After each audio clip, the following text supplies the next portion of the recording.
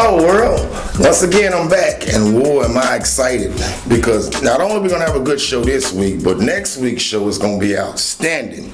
Let me tell you a little bit about next week's show before we get started. Next week I'm going to have a very special guest, a guy that you all may know, some of you may know, some of you may not. His name is the Minister Derek D. Fuller. He'll be a special guest on next week, and Minister Fuller is going to come in and he's going to tell you a little bit about himself and explain about a lot of things that he have going on now, and a lot of things that he's interested in doing here in the city, amongst other places. So next week, make sure you tune in, because it's going to be a good one. Remember, I'm going to have the Minister D. Derek Fuller next week. Look forward to that. Now let's jump right in. Cece. Come on, Cece. I'm talking about basketball wise for those of you who don't know. Now, I just last week gave Cece the benefit of the doubt because Evelyn was picking at her and nobody knew anything about her. But she goes right on the show this week and does what? Makes herself seem to be even worse than half the women that's on the show already. It's like the new women on all these reality shows, it's like they coming in with the one frame of mind is, I'm going to be as messy as I possibly can for some ratings. But in actuality, most of them that's too messy end up off the show next season. CC, look out. You know what I'm saying? Byron, keep your eye on your lady. She's getting messy, and she's so worried about these old what they call it, happy endings. She's steady talking about it, and these women has let this whole happy ending thing go, and yet she's still talking about it. That must mean there's more to that story on that, but you know, we'll keep into that. But come on, CC, calm down. Let's get into another one right quick about messy new people. Spice from Love and Hip Hop Atlanta. I have no clue who this fake Patra woman is because she's out here acting like she's the Jamaican Beyonce or somebody, because she picked on Tommy until Tommy had whatever breakdown or whatever she's going through right now. Shout out to Tommy. Good luck, Tommy. But now she turns her arms on Tokyo. Why are you picking on Tokyo? Tokyo came in just as calm, just as cool, just as peaceful, you know what I'm saying, happy-go-lucky as can be. And this woman all of a sudden wants to attack her on her weight like she a size, 1 or 2 or something, you know what I mean? And I'm not one of those that disses or has anything negative to say about BBWs. Let me say that first. I love you, BBWs, because in actuality, I'm protecting Tokyo. I'm speaking on behalf of Tokyo. But Spice, what are you doing? I know you think you got the guy, but okay, if you got the guy, let it go. Why are you picking at the ex? She's steady saying she don't care. She's steady saying it don't have nothing to do with you, but yet you want to pick on her anyway. That's ridiculous. That's ridiculous. Spice, I don't think it's going to last. And I know a lot of y'all out here done heard about the situation that's going on with Stevie J. I don't have a whole lot of information about what's going on with Stevie J and the Love and Hip Hop franchise, but from what I've heard, he is no longer a part of that organization. It has something to do with a fight that took place between he and Erica Mena during the recording of the reunion show. Apparently, they got into some argument. Erica is real loose with the mouth. Everybody knows that. And I guess Stevie J wasn't having it, and he took a low blow and said something about the lady's son. Willie love the kids. We're not going to be picking on the kids, Stevie. Come on, Stevie. You can't be being negative about the kids. All the kids you got, the trouble you're in because of your kids, and then you're going to take a low blow on that lady, man, about her children. That's not cool. Leave the kids out of it. Kids ain't got nothing to do with none of this madness that y'all got going on. So I'm not upset with Erica. I'm not shocked at all either that she took a stance at what he said, and according to sources, she charged him, lunged at him, and he hit her, physically hit her, and that's why he is no longer a part of the Love and Hip Hop franchise, because he physically hit a woman. But like I said, I want to say this to you ladies, and like I said, I'm not condoning domestic violence or men putting their hands, on women. That's very out of line. It's very disrespectful. Many of us was not raised like that. But let me say this to you, ladies. Stop trying to fight these men. If the situation ain't like it's supposed to be, and if it's that mad the way you want to get physical, getting physical ain't good, even if it's homeboys, men, with men, women, and women. But for a man and a woman, physical altercation should never occur, because if it gets to that point, just leave. You know what I'm saying? They always, you hear everybody talking about, it's plenty fish in the sea. It's plenty fish in the sea. Then why are you steady messing around with that one fish in your boat? It's making no sense. You know what I'm saying? But when you get to the point to where you violent enough and then you charging a man, and if so happen the man decides to retaliate, then all of a sudden now you got a domestic violence charge. You want to call the police now. If it was that bad that made you want to charge, you should have called the police then and had him removed from your house, or if you at his house, you should have left. It should never get to the point of being physical. And that's just something I just wanted to let out, you know what I'm saying? You know, because I see a lot of that going on.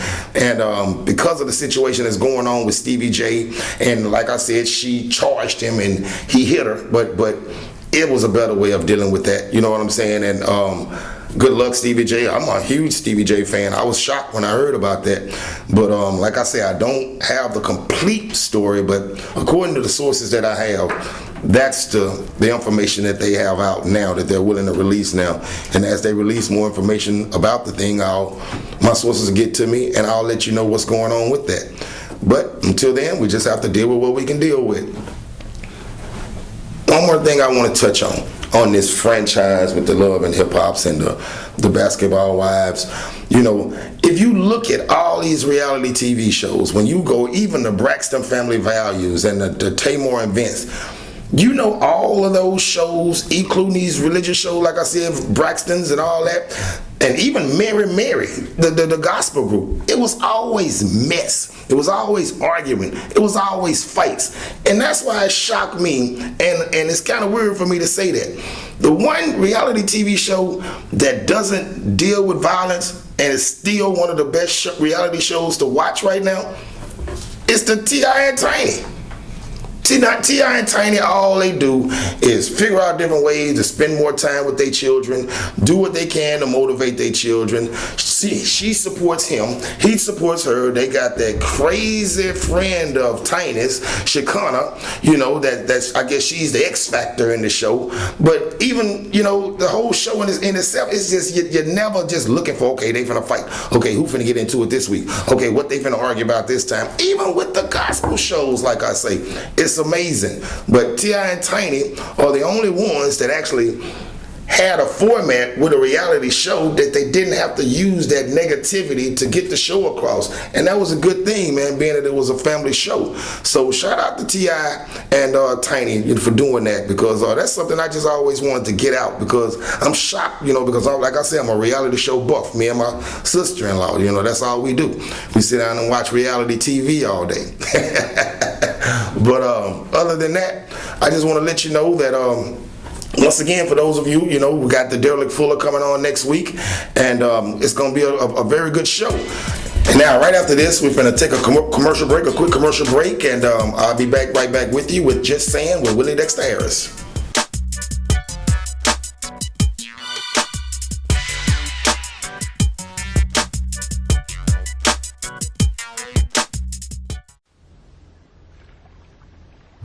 Ahoy!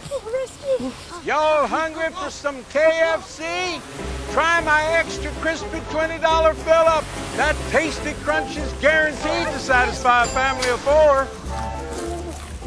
Good luck. Are we safe?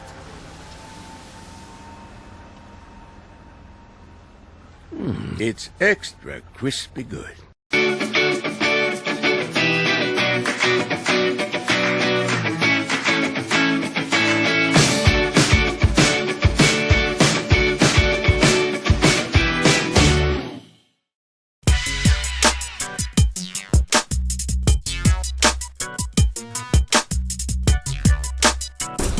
Welcome back to Just Saying with your host. I'm Willie Dexter Harris, and you know, I want to talk about a little sports right now. And what else to talk about when you think of sports? What's the first name that comes to mind? LeBron James. All the hype and everything that's going on about this big show about where is LeBron going to play next year, it's been going on since the middle of the season. Now the season over, it just seems to get stronger and stronger and stronger, and everybody in the industry, everybody outside the industry, everybody within media, everybody just out here in the streets, everybody has their own opinion about where they think LeBron should go. I have one as well. This is my opinion, but I'm going to explain based on the thoughts that I have about why I don't think that they should go to these other teams. First of all, I'll give you the team that I think LeBron should go to. I think he should go to LA. I think he should take Showtime back to the Lakers, and I think he and possibly a Paul George or Kawhi Leonard out of Spurs could possibly go over there with them, and with the younger guys that they have, of course, please do something with Lonzo Ball. You know what I'm saying? But you have Isaiah Thomas possibly coming back. You got Kuzma, which is an excellent rookie, and you have Ingram, who's also an excellent rookie. With an experienced vet and a respected vet like LeBron James, there is no way that they cannot bring Showtime back to the Lakers, and very fast. It won't be a problem. Reason why I don't think that he should go to a team like Houston. I really don't know exactly what's going on in Houston, but I think it's too much going on in Houston. You got Harden, you got Paul. Of course, they could possibly make trades to set everything up in that perimeter, but I just don't see him having any success in Houston. Shout out to Houston, the great state of Texas, all right? But no, I don't see it coming. But another possibility that I thought would have been a good asset, which will give you an instant, what they call super team, and it really wouldn't look like a super team, but in actuality, it would be. That's if he goes to Philadelphia.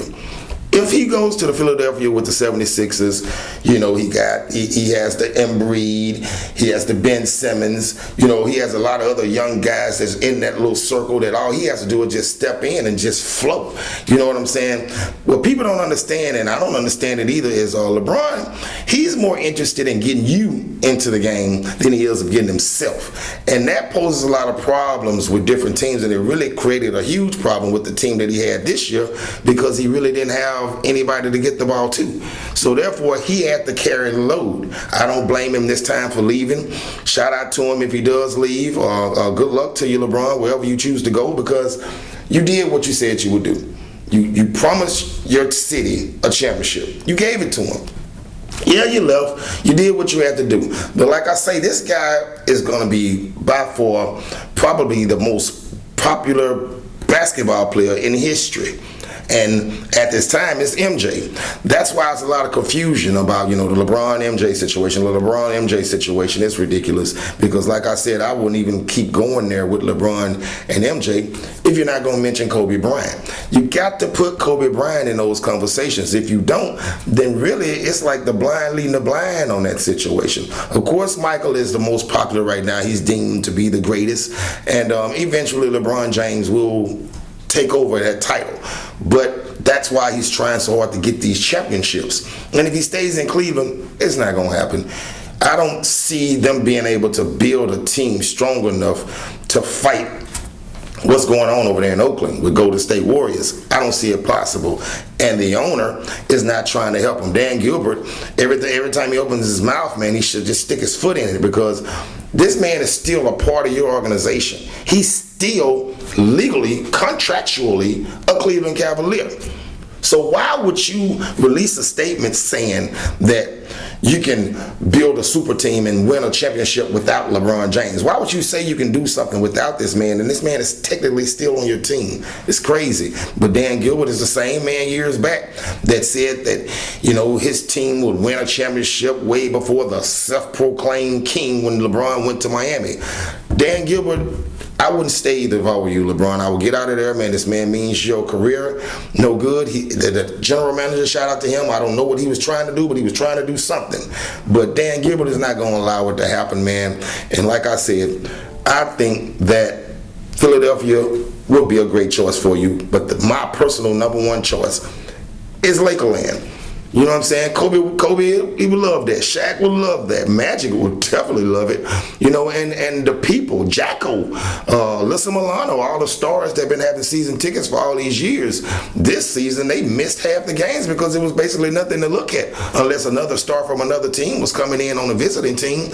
That was the only time, most of the time you saw Jacko or any of the other celebrities that are usually there every game because Showtime is gone.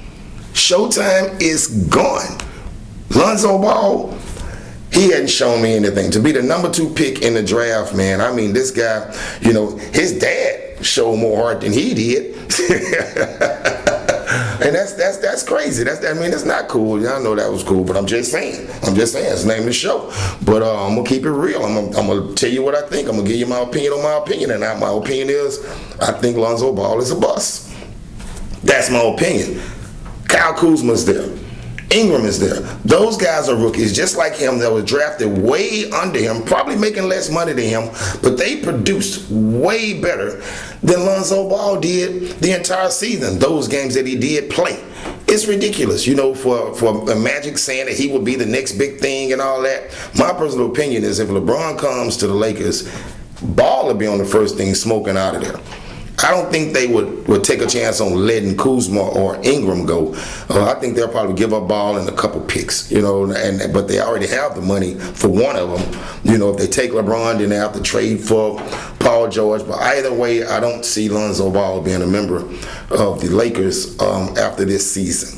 He stands a better chance, in my opinion, to be a Laker as LeBron James staying with the Cleveland Cavaliers. I'm just saying, you know what I mean? I just don't see it happening because he didn't produce. And that city is a winning championship city. That city wants to win. That city wants championships every year. That's what you get when you dealt with teams like the New York Yankees of baseball. These guys don't go on this field, or they don't start these seasons saying, okay, I just want to have a good year, or I want to make the playoffs, or I just want to make it to the World Series. No, these guys play because they want to win a championship every single year.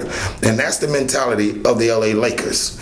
And until then, we need to work it out. And I honestly say LeBron James will be the greatest asset to Showtime in a long time. And on that note, we'll be right back after this from our sponsors. And this is Just Saying with Willie Dexter Harris.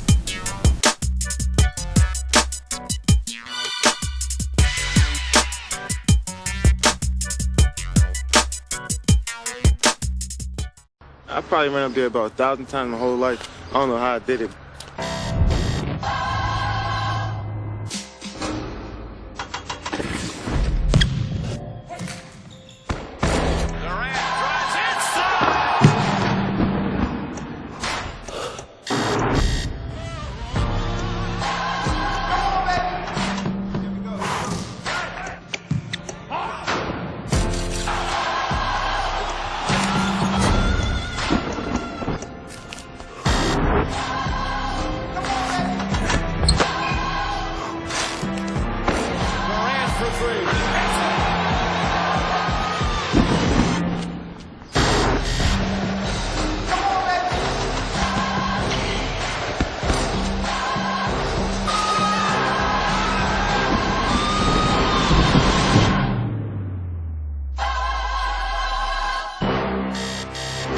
Hello? Santuan, I really need you, man. I'm a high-level paid assassin. I am the equalizer. This is a family movie, right? What was the line again? I could do Denzel all day. So it's me or him? I'll do it for you. Yeah, you stay here, we'll go make Equalizer 2. It's a mistake to go to war with them. You're highly trained. They're going to war with me. It's go time. Call 911. The Equalizer 2, in theaters July 20th.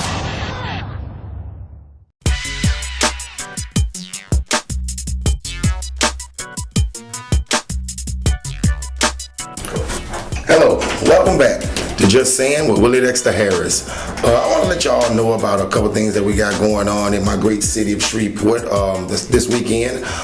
Next week, I'll be showing you some footage of an event. There's an annual event, a couple of annual events that we have here in the city. One is called Flotilla, which is a huge boating event that goes on at the Cross Lake area at the pier near Fort Park. Basically what it is just a huge pool party, so to speak, but it's on the lake. It's going to be a lot of free food, barbecue, shrimp. It's going to be a lot of people out. You can wear your swimsuits. You can bring your boats out and, just enjoy Cross Lake that entire day. The event, for those of you who don't know, is like I said, it's called Flotilla, and it's something that goes on every single year during the Father's Day weekend here in the great city of Shreveport. Also that's going on this weekend here in the city of Shreveport is the Roll Omega Let the Good Time Roll Festival. That's an event that's been going on for several years that's sponsored entirely by the Q-Dogs. And 102.1 and 103 The Beat. Radio stations. Shout out to Quinn Eccles, Jab, those guys are going to be there, and they also, assist in sponsorships of this Roll Omega Let the Good Time Roll Festival. I'm going to be on location at the festival, so on next week I have footage from you from the Flotilla event at Cross Lake, as well as I have live footage from the Let the Good Times Roll Festival. Supposedly I'll be speaking with Carl Thomas, Shante Moore, and B-Will. I'm going to see if I can get a conversation with Juvenile and Webby. We'll find out, because I will be on location tomorrow, and not tomorrow. Yeah, I'll be on location tomorrow, but we'll be filming it. You'll see it live on next week. But until then, let's talk about this real quick before I go. Everybody, the number one thing, I see it on the internet, I see it on Facebook, I see it on Instagram, I see it everywhere, the situation of the violence that's going on, within the city concerning people and the police department. One thing that I look at, and I look at a lot of these films, and the first thing that comes to my mind is, you can't boost them up, regardless to the fact they're in charge. You may hate them, you know what I'm saying? You may feel the way you feel about them, but period, point blank, man, we got to respect the process.